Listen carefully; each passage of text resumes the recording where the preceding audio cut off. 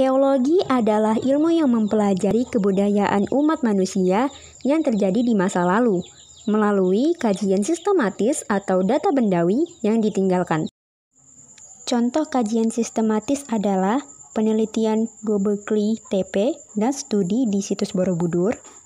Selanjutnya, dokumentasi untuk menyimpan informasi mengenai situs dan temuan arkeologi dan norma untuk mendefinisikan budaya berdasarkan artefak yang ditemukan. Arkeologi mencakup dua bidang utama, yaitu arkeologi prasejarah yang menyangkut masa lalu manusia sebelum mengenal tulisan, kegiatan mereka berburu dan mengumpulkan makanan.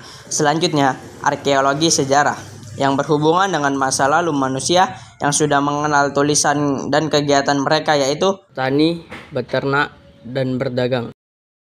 Seorang arkeolog dituntut terus memperluas penemuan mereka dalam menyusuri sebuah sejarah kehidupan budaya material manusia.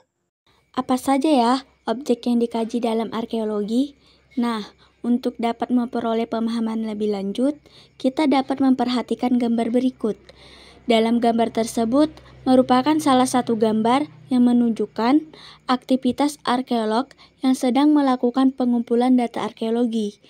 Untuk mengumpulkan data, tidak langsung menggali tanah saja, tetapi ada beberapa teknik pengumpulan data melalui arkeologi, yaitu penjajagan, survei, dan ekskavasi. Penjajagan itu yang mana memeriksanya kembali data arkeologi yang tersedia, apakah sudah mampu menjawab pertanyaan untuk penelitian lebih lanjut. Selanjutnya ada survei, yang mana tahapannya bisa melalui pengukuran permukaan tanah, bawah air, potret udara.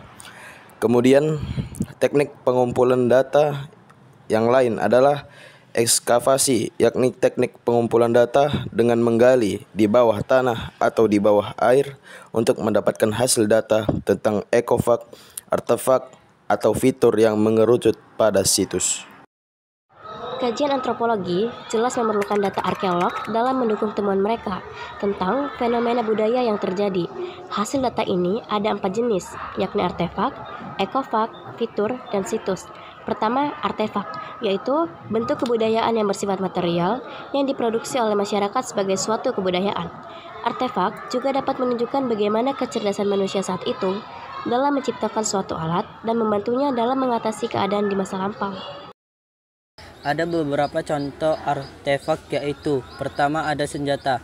Alat ini berfungsi dalam berburu dan mengumpulkan makanan, seperti alat serap yang digunakan untuk memotong hewan dan mengambil kulitnya untuk dijadikan sebagai pakaian.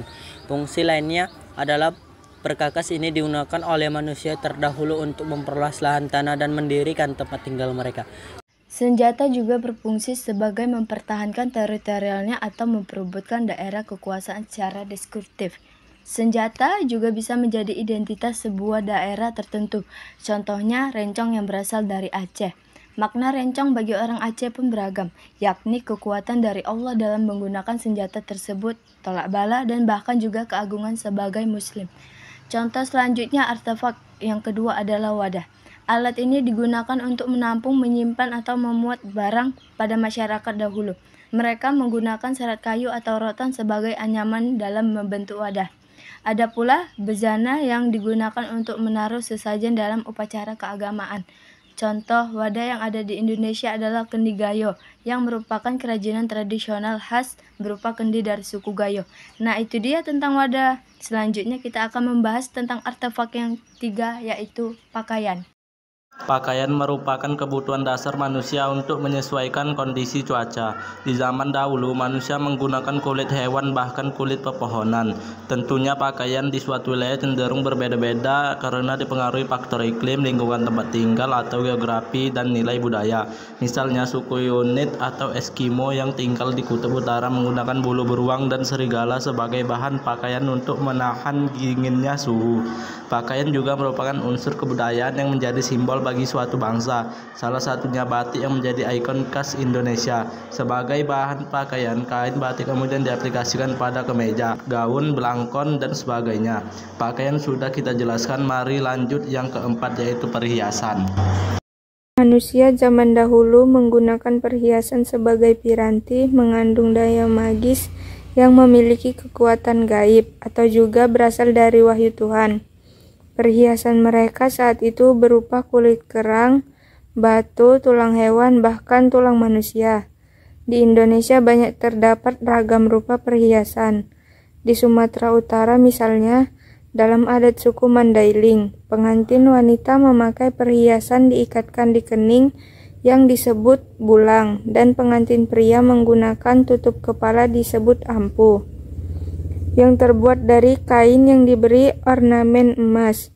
Selanjutnya, artefak yang kelima yaitu alat transportasi. Alat transportasi adalah alat untuk mendukung atau memfasilitasi manusia untuk berpindah tempat dekat maupun jauh. Dalam zaman purba dahulu, manusia menggunakan sampan sebagai alat transportasi di sungai atau laut. Salah satu contohnya alat transportasi laut di Indonesia yang terkenal pada masanya yakni kapal pinisi dari Sulawesi Selatan. Kapal ini memuat nilai-nilai luhur di dalamnya, yakni sikap kegotong royongan ketika membangun kapal. Artefak yang keenam adalah patung dan relief. Dahulu, patung diciptakan untuk disembah sebagai bentuk rasa syukur dan penghormatan karena mewakili bentuk ilahi atau sebagai perwujudan perantara kepada ilahi.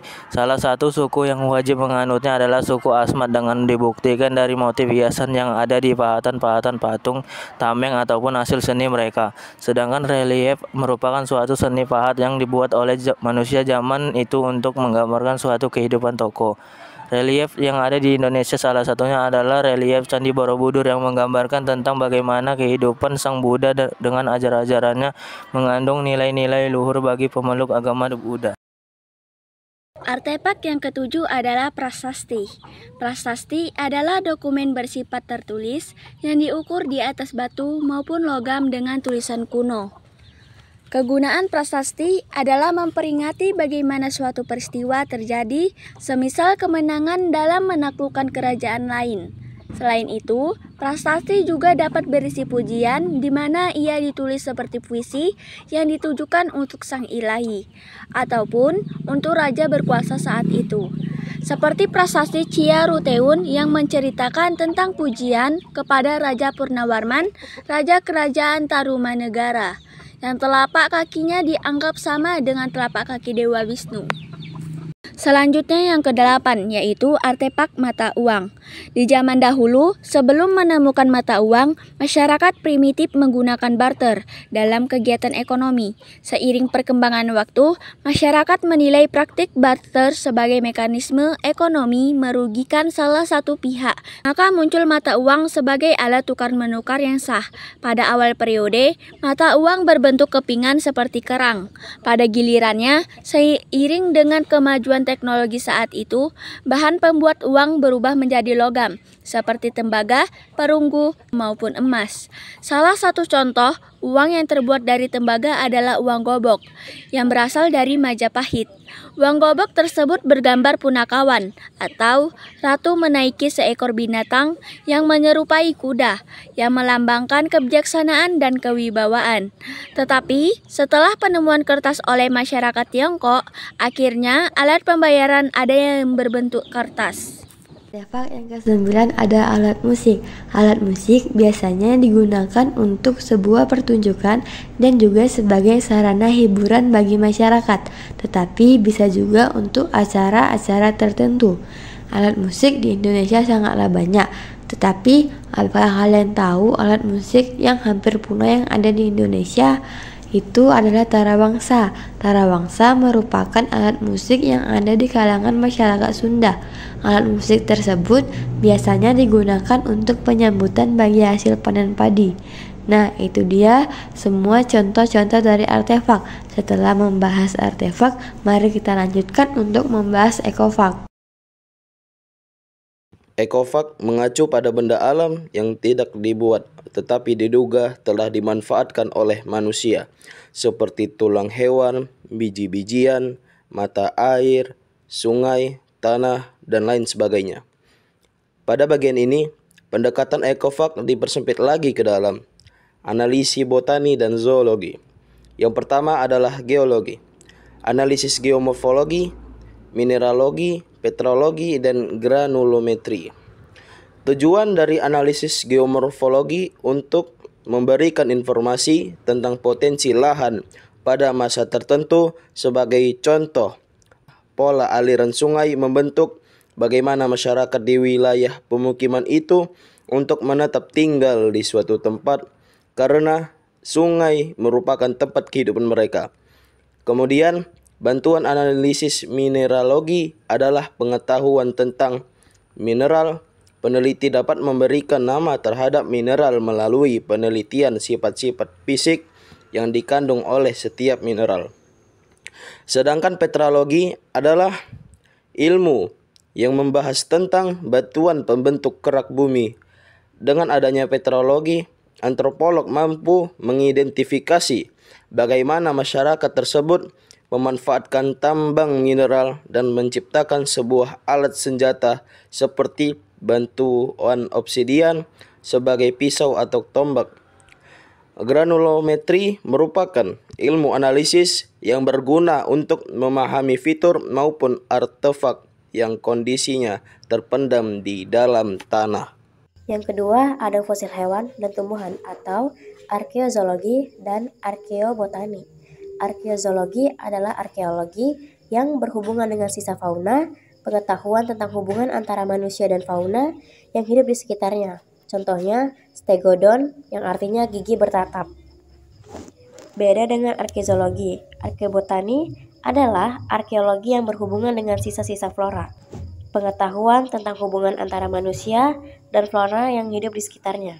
Contoh dari arkeobotani adalah Pteridosmartophyta yang merupakan kelompok polifiletik dari tumbuhan berbiji yang telah punah.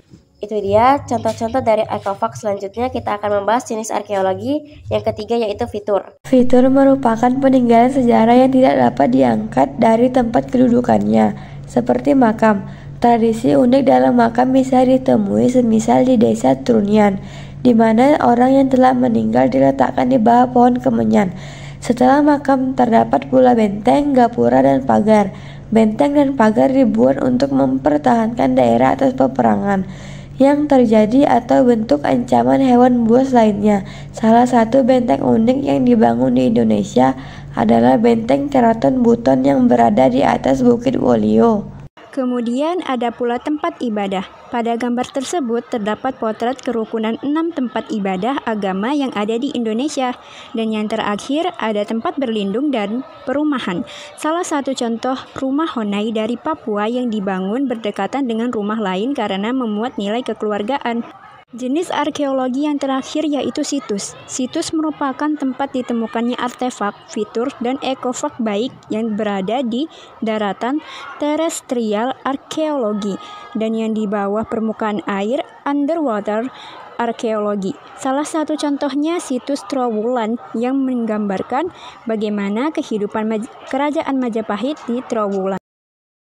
Setelah kita mempelajari arkeologi yang membahas tentang peninggalan-peninggalan, apakah kalian sering melihat peninggalan di sekitar rumah kalian? Kalau di kabupaten kami, yaitu Batubara, kami mempunyai yaitu Istana Niat 5 Laras, dibangun berawal dari larangan berdagang yang diterapkan oleh pemerintah Hindia Belanda terhadap para raja yang ditentang oleh Datuk Marioeda. Selain istana tersebut, ada juga peninggalan lainnya, yaitu Pantai Sejarah. Pantai ini adalah tempat pendaratan pertama pasukan Jepang di Sumatera Utara pada tahun 1942. Pada gambar ini terdapat juga bunker tentara Jepang.